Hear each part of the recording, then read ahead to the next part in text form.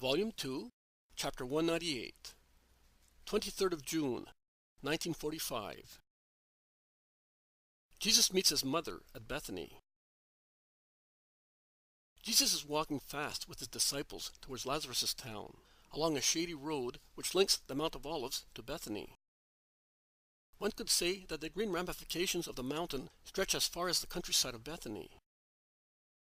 Jesus is recognized even before entering the town, and voluntary messengers run in all directions to inform people of his arrival. Thus, Lazarus and Maximinus arrive running from one side, Isaac with Timoneus, and Joseph from another, and the third group to arrive is Martha with Marcella, who lifts her veil to bend down and kiss Jesus' tunic. Immediately after Mary of Alphaeus and Mary Salome reach the spot, they greet the Master and then embrace their sons.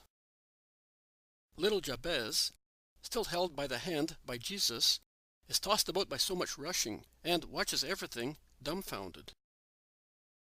John of Endor, feeling like a stranger, withdraws to the end of the group and stands aside.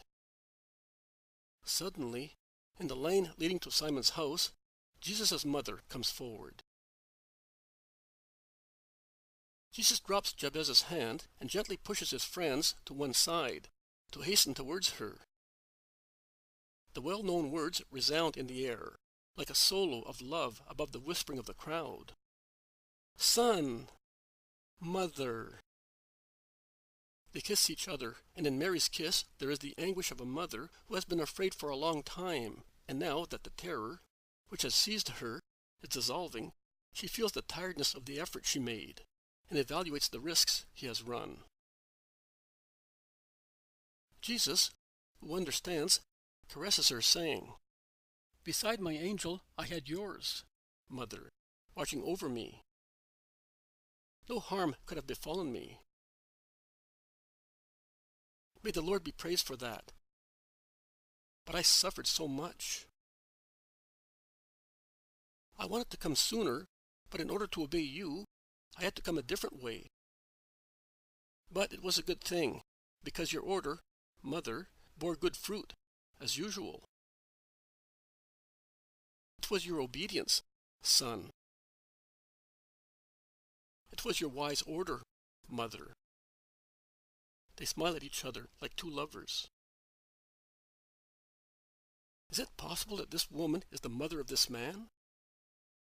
Where are the 16 years of difference in age? The freshness and grace of Mary's face and of her virginal body make her a sister of her Son, who is in the fullness of a handsome manliness.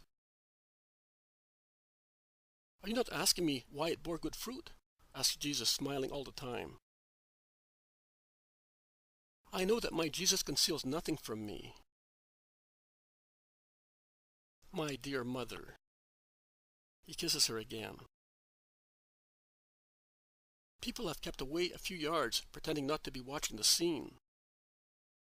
But I wager that there is not one of all the eyes that seem to be looking elsewhere that does not cast sidelong glances at the loving scene. The one who is most keen in watching is Jabez, whom Jesus left when he ran to embrace his mother, and who has been left all alone, because owing to the quick succession of questions and answers, everybody's attention was diverted from the poor boy. He looks, then bends his head, endeavors to restrain his tears. But he cannot, and bursts out weeping, moaning, "Mummy! Mummy!" Everybody turns round. Jesus and Mary are the first, and everybody endeavors to help or find out who the boy is. Mary of Alphaeus rushes towards him with Peter. They were together, and they both ask, "Why are you crying?" But before Jabez can catch his breath and speak while shedding so many tears, Mary has run towards him and taken him in her arms, saying, "Yes, my little child, your mother. Do not cry any more. And excuse me if I did not see you before. My friends, here is my little son." It is obvious that Jesus, in the few seconds while approaching the boy, must have said to her, "He is a little orphan I brought with me." Mary realized the rest. The boy is still weeping, but not so disconsolately, and as Mary is holding him in her arms and kissing him, he ends up by smiling while his face is still wet with tears. Let me dry those tears of yours. You must not cry any more. Give me a kiss. Jabez was expecting nothing but that, and after being caressed by a bearded man, he is overjoyed in kissing Mary's smooth cheek. Jesus has been looking for John of Endor, and when he sees him, he goes to get him in his remote corner. And while the apostles are greeting Mary, Jesus comes towards her, holding John of Endor by the hand, and he says, "This is the other disciple, Mother. Your command gained these 2 sons for you." "It was your obedience, son," repeats Mary, and she greets the man, saying, "Peace to you." The man, the coarse, restless man of Endor, who has changed so much since that morning when Judas's whim took Jesus to Endor, completely divests himself of his past while bowing to Mary. I think it is so, because his face, after bowing, really looks serene and truly at peace. They all set out towards Simon's house, Mary with Jabez in her arms, Jesus holding John of Endor by the hand, and then, around them and behind them, Lazarus and Martha, the apostles with Maximinus, Isaac, Joseph, and Timonius. They enter the house on the threshold of which Simon's old servant greets Jesus and his master with deep respect. "Peace to you, Joseph, and to this house," says Jesus, lifting his hand to bless after laying it on the old servant's white head. Lazarus and Martha, after their first expression of joy, are somewhat sad, and Jesus asks them, "Why, my friends?" "Because you are not staying with us, and because everybody comes to you except the soul that we would like to be yours. Fortify your patience, your hope, and your prayers. After all, I am with you. This house is but the nest from which the Son of Man will fly every day to his dear friends, so close in space, but if we consider the situation in a supernatural way, infinitely closer in love. You are in my heart, and I am in yours. Can we be closer than that? But we will be together this evening. Please sit at my table." "Oh, poor me, and I'm idling about. Come, Salome, there is a lot to be done." The exclamation of Mary of Alphaeus makes everybody laugh, while Jesus' good relative gets up immediately to her work. Martha joins her. "Don't worry about the food, Mary. I will go and give the necessary instructions. Just lay the table. I will send you enough chairs and what is necessary. Come, Marcella." "I will be back at once, Master." "I saw Joseph of Arimathea, Lazarus. He is coming here on Monday with some friends." "Oh, well, you are my guest on that day." "Yes, he is coming to spend the day with us, but also to arrange a ceremony concerning Jabez. John, take the boy up to the terrace.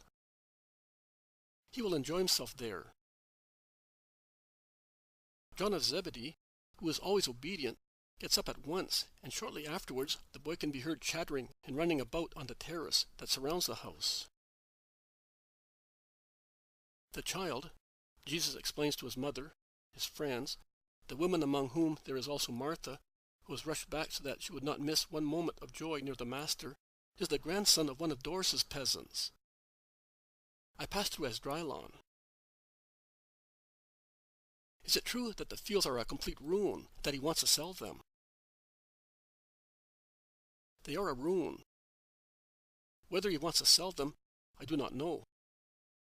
One of Johanan's men mentioned it to me, but I do not know whether it is certain. If he should sell them, I would willingly buy them to have a refuge for you, also in the middle of that nest of snakes. I do not think that you will be successful. Johannan is ready to buy them. We shall see. But go on. Who are the peasants? He scattered all the former servants. Yes, he did. The present ones come from his land in Judea. At least the old man, the boy's relative, does. The boy was kept in a wood, like a wild animal, so that Doris could not see him, and he has been there since last winter. Oh, poor boy. But why? The women are all moved. Because his father and mother were buried under a landslide near Amos. The whole family, father, mother, and his little brothers. He survived because he was not at home. They took him to the old father.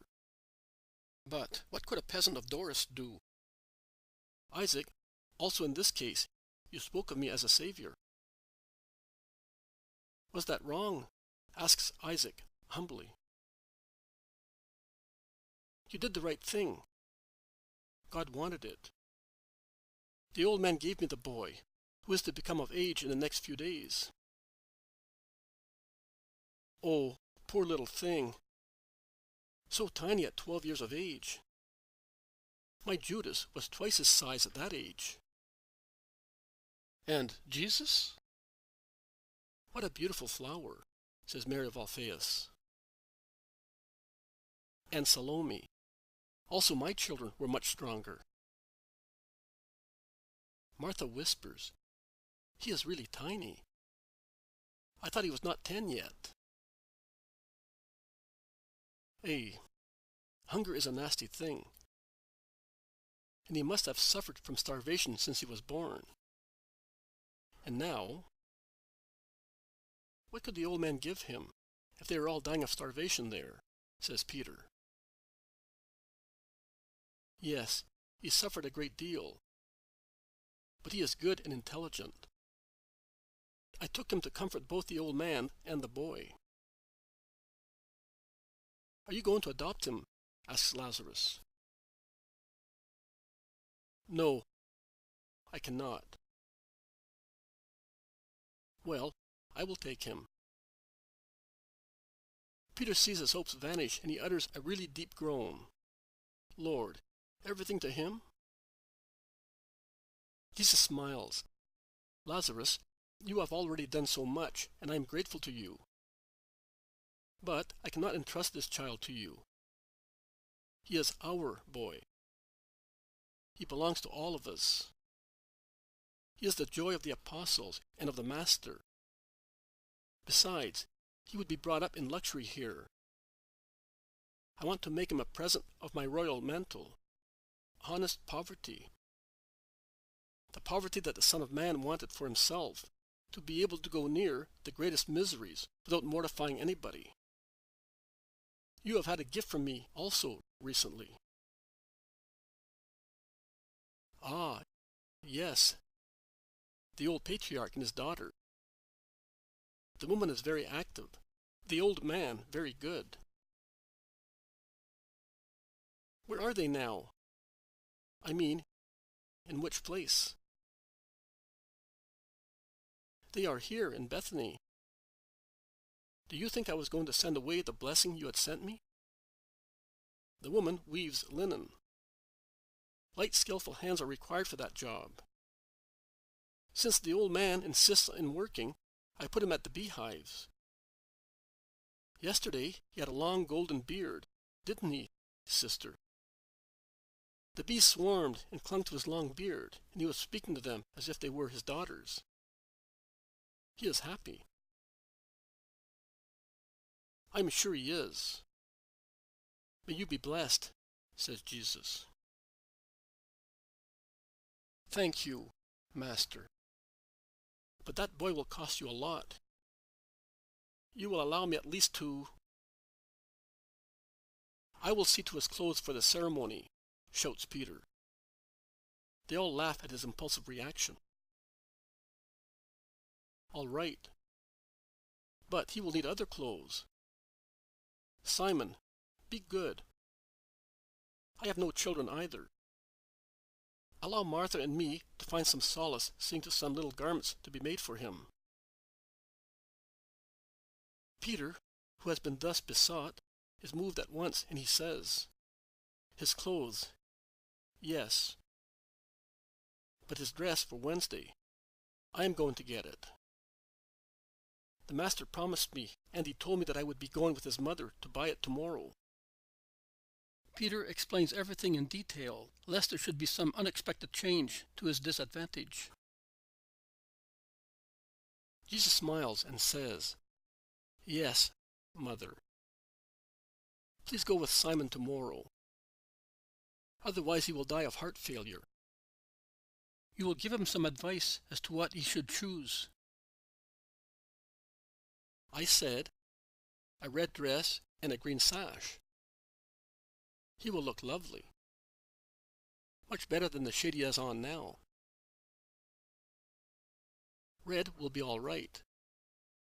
Also, Jesus was dressed in red.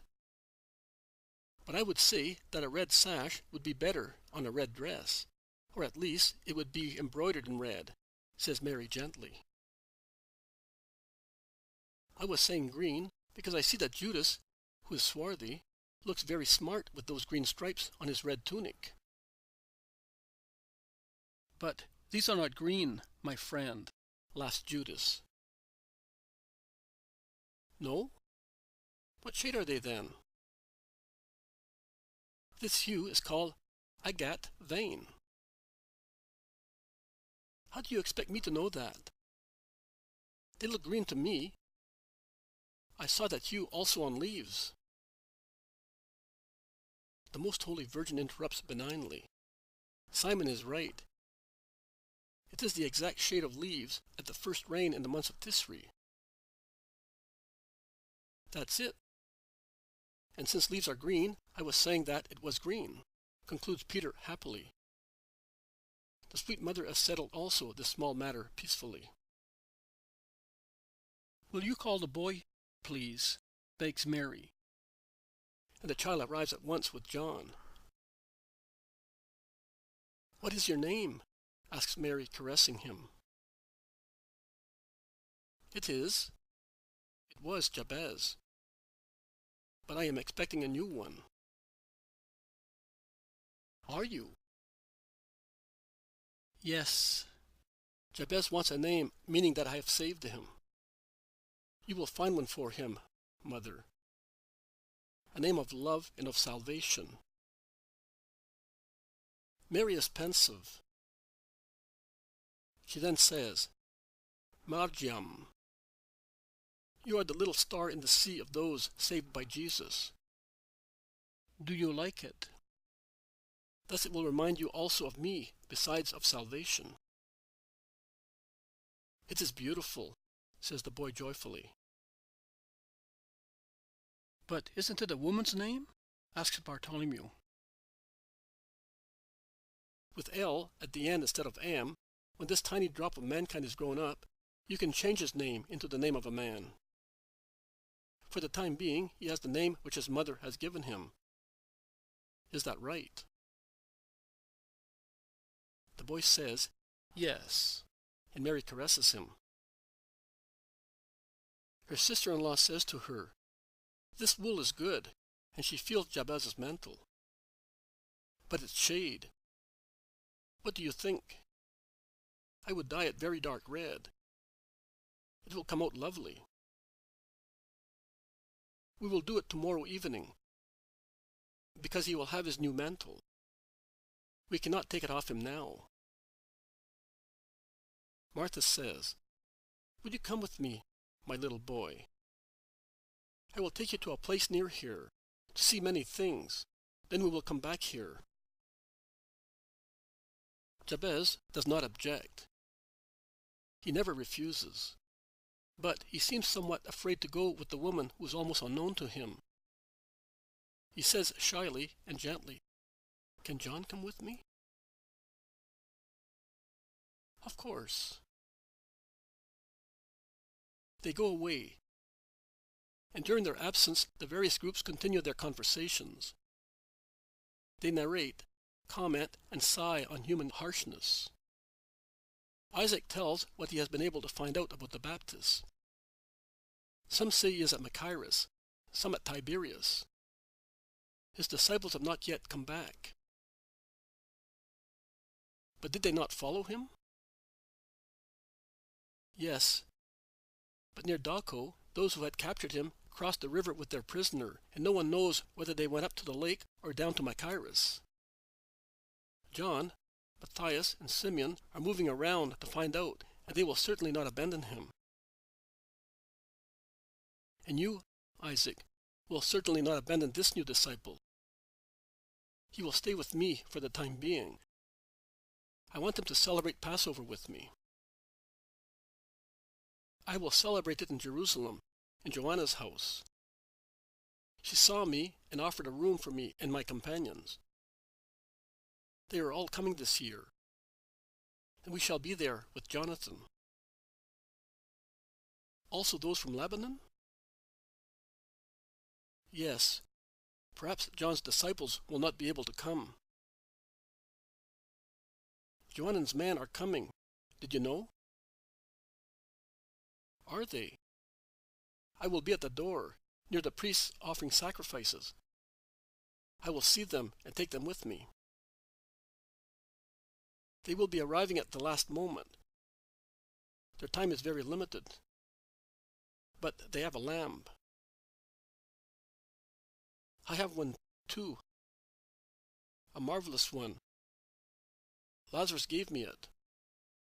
We will sacrifice this one, and they will keep theirs for their journey back home. Martha comes back with John and the boy, who is wearing a little white linen dress and a red overall. On his arm, he is carrying a mantle, which is also red. Do you remember them, Lazarus? See, things are always useful. They smile at each other. Jesus says, "Thank you, Martha." "Oh, my Lord, I have a mania for keeping things.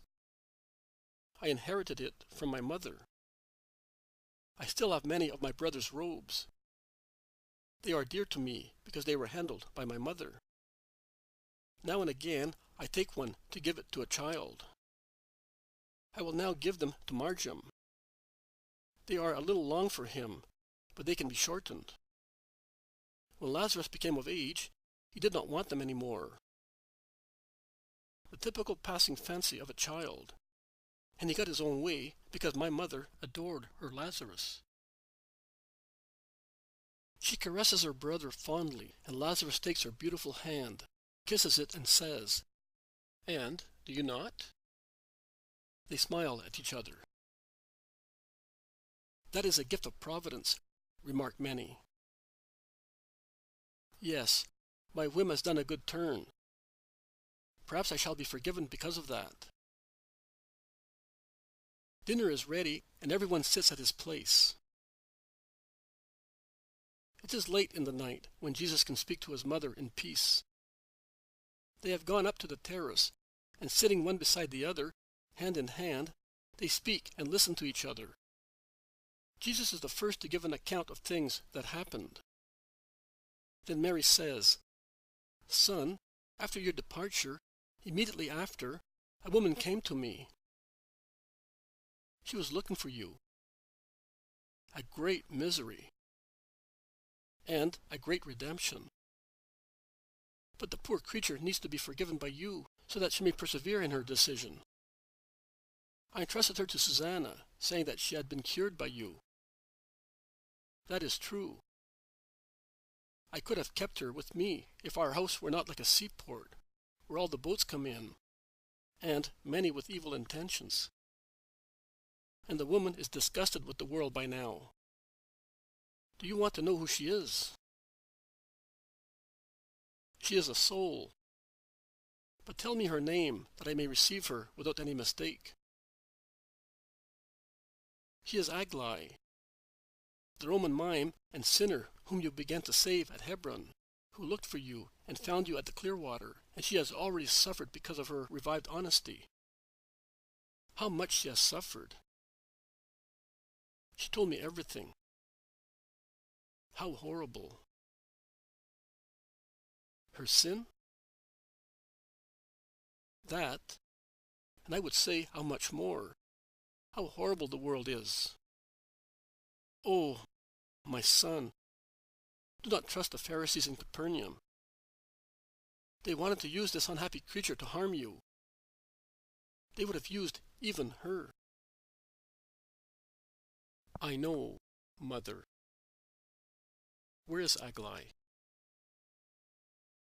She will be coming with Susanna before Passover. Very well. I will speak to her. I will be here every evening, and, with the exception of Passover evening, which I am reserving for the family, I will wait for her. All you need do is tell her to wait, if she comes.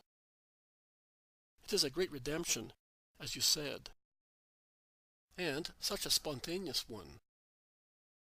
I solemnly tell you that in few hearts my seed took root with the same strength as it did in this unhappy soil. And, later, Andrew helped it to grow until it was fully formed. She told me, Mother, what did you feel when that ruin approached you? Disgust and joy. I seemed to be on the brink of a hellish abyss, and at the same time I felt as if I was being carried into the blue sky. You are God indeed, my son, when you work such miracles. They remained silent under the very bright stars and the pale light of the first quarter of the moon, which is tending to become full. Silent, loving each other and resting in each other's love.